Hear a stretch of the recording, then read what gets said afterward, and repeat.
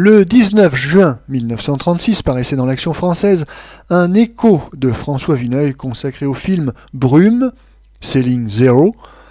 Et avant d'écouter cette critique, nous allons faire une courte présentation du film. Brume, Ceiling Zero, un film de 1936 de Howard Hawks, d'après la pièce de théâtre de Frank Weed, avec dans les rôles principaux James Cagney, Pat O'Brien, John Travis, Stuart Erwin et Barton McLean. Le sujet, dans les années 30, Pat O'Brien gère une succursale de l'aéropostale américaine, comptant parmi ses pilotes James Cagney, casse-cou et Don Juan, ainsi que John Travis, qui est beaucoup plus casanier que son camarade. Alors que James Cagney courtise une élève pilote femme, il demande à son camarade de le remplacer dans une mission de vol, mais malheureusement, celui-ci sera pris par le mauvais temps et se tuera en vol. Nous écoutons maintenant la critique de François Vineuil, texte intégral.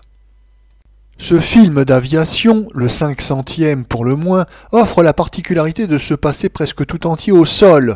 Plus de prouesses acrobatiques, d'atterrissages extravagants, de voltiges ébouriffantes. Les Américains ont découvert la beauté quotidienne, souvent dramatique, d'un travail peu spectaculaire, devenu même banal, celui des pilotes de ligne. Ils le doivent du reste au livre d'un Français à l'émouvant Vol de nuit de M. Antoine de Saint-Exupéry. Les types, simplement et solidement articulés, tant au moral qu'au physique, du monde aérien, étaient d'avance dessinés pour l'écran avec tout le relief possible. Les Américains de Brume sont par endroits plus conventionnels que les Français d'Anne-Marie, croqués d'après nature par M. de Saint-Exupéry, mais assez vivants cependant pour que nous nous attachions à leur destinée, plus souvent funeste qu'heureuse. Ces humbles tragédies des courriers aériens nous sont presque toutes racontées dans le style indirect grâce au truchement de la radio dont les Américains ont véritablement inventé l'emploi dramatique. Avec un narrateur suffisamment habile, on s'aperçoit qu'il est beaucoup plus poignant de suivre le casque au front, la lutte d'un appareil contre les éléments, que de voir une cabine de pilotage ballottée sur l'écran par une tempête plus ou moins plausible et dont les aspects varient peu. Naguère, au cinéma ou dans le roman d'aventure, la science venait toujours, en dernier ressort, au secours de l'homme. Mais l'Amérique, ébranlée dans ses nouvelles croyances, ose montrer aujourd'hui l'homme trahi par la machine.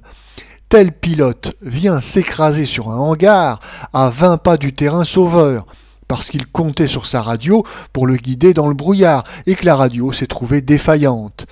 Ces épisodes, traités sobrement, dans un mouvement fiévreux, atteignent un extraordinaire pathétique. La faiblesse relative du film, c'est le personnage de James Cagney, le casse-cou incorrigible, à qui pour une fois le sort sera fatal. Son trépas ressortit à une espèce de loi implicite du cinéma américain accordant la morale et la sensibilité du spectateur. Puisque l'on tue Cagney, il doit avoir des péchés suffisamment odieux à expier. D'autre part, Cagney joue depuis des années les mauvaises têtes sympathiques. Il est nécessaire d'en tenir compte pour que les bonnes âmes ne soient pas blessées dans leur idée de la justice immanente. Mais toutes ces considérations ont embarrassé le scénariste et il a tracé d'une main assez hésitante la physionomie de son héros. On me permettra d'ajouter encore ceci.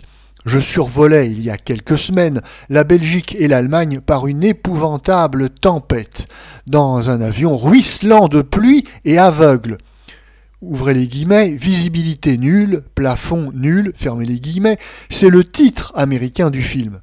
Par bonheur, je n'avais pas encore vu Brume, car j'imagine que des craintes très précises concernant mes os se fussent ajoutées aux angoisses d'un mal de l'air qui se suffisait déjà à lui-même. J'ai donc peur qu'un spectacle comme Brume, avec tous ces avions perdus, serve assez mal la cause des voyages aériens, en dépit d'un préambule qui nous assure que ces anecdotes macabres sont déjà anciennes et que l'on prévient aisément aujourd'hui d'aussi lamentables catastrophes.